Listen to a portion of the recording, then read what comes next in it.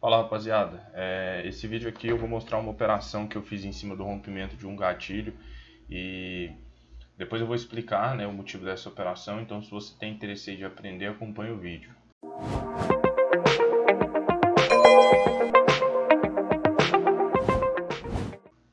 Bom pessoal, antes de mostrar a operação eu quero falar algumas coisas, né, porque muitas pessoas me pedem para falar sobre gatilhos, né, comentar sobre gatilhos e tudo mais. O que é um gatilho? Né? O que é o candle gatilho? Basicamente é um padrão de candle, né? E ele vai tentar reverter uma tendência ou ele vai reverter, né? E aí existem diversos tipos de gatilhos, né? Muitas pessoas chamam padrão de reversão, alguns são mais fortes na minha opinião e outros não, né? Então neste caso do meu trade de hoje foi uma operação onde o gatilho ele tentou reverter o movimento, não conseguiu e eu entrei a favor do movimento que o preço vinha, né?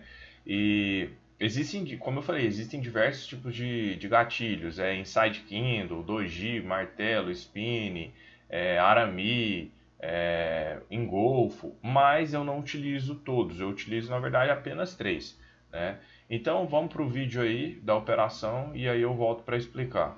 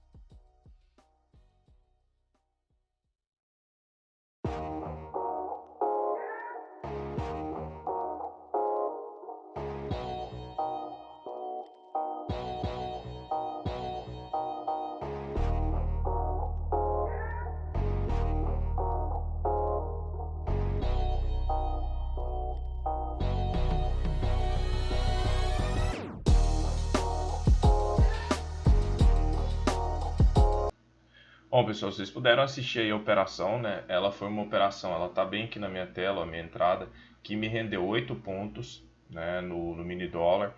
Se você não segue a página no canal do Instagram lá, segue a gente lá porque eu postei no feed, né? No feed não, nos stories, na hora que eu tinha saído desse trade aqui, né? Dando ganho. E então vamos lá, né, pessoal? A ideia aqui é o que? O mercado vinha numa forte movimentação de queda, né?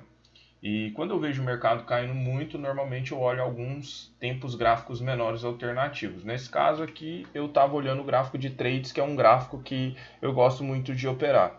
Nesse momento aqui, eu percebi que o mercado tinha formado um padrão de reversão aqui, um gatilho. Né? Não é o gatilho que eu gosto muito de trabalhar, porque normalmente eu gosto de pegar quando o gatilho ele é de cor contrária, ou seja, está caindo, o gatilho é azul. Por quê? Porque eu entendo que tem uma entrada maior de compradores para defender essa região.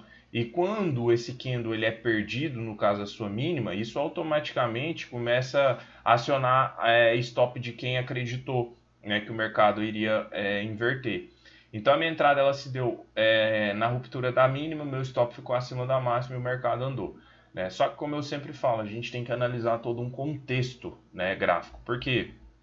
Porque muitas vezes, se eu tiver, por exemplo, em cima de um suporte, esse trade aqui já não seria interessante, né? Porque o mercado poderia, mesmo acionando ali uma possibilidade clara de venda, ele poderia bater naquele suporte e voltar. Né? Então esse era o problema, esse seria o problema.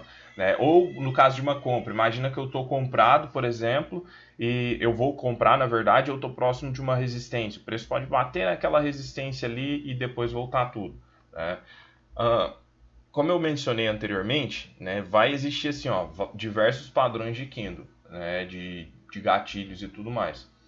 O gatilho hoje para mim, ele serve para duas coisas, né? Para me dar trades em scalp, eu gosto de pegar muito distorção nos gatilhos, e para me dar também trades longos, né? Seja esses trades de rompimento ou então trades de pullback. Eu sempre aguardo confirmação das minhas operações em gatilhos. Tem pessoas que não aguardam a confirmação. O preço chega numa determinada região, ela compra e ela vende e ela posiciona o stop.